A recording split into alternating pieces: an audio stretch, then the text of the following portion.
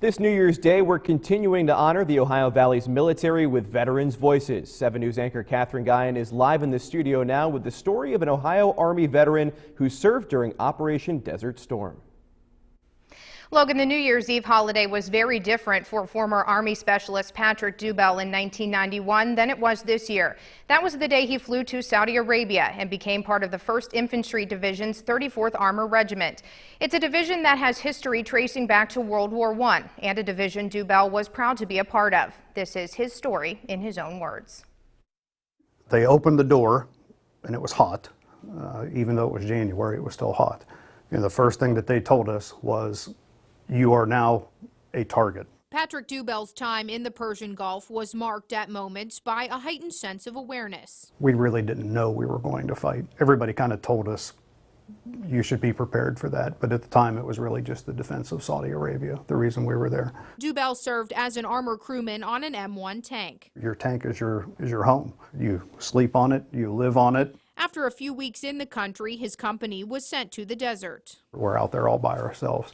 You kind of get that feeling that it was real then. Really, from that time where they dropped us off until the time where they loaded us up and took us back out of the desert again, you really were in this heightened state of alert. One of the most tense moments in Dubiel's service came as part of the battle for Objective Norfolk. His unit was tasked with assisting another regiment that was engaged in battle with the Iraqi Republican Guard. But in order to do that, Dubiel's unit had to pass through the regiment's lines and take up the battle. First of all, we had to road march, I think it was almost 100 kilometers to meet up with them. By the time we met up with them, it was going to be nighttime. We had to make sure that we knew where they were at, that they knew who we were, meet up with them, pass through them, and then continue this battle at that point. This passage through these lines, which everybody was concerned was going to get confusing and difficult, actually did get confusing and difficult. His unit suffered its first casualty that night. And this was early in the morning, actually.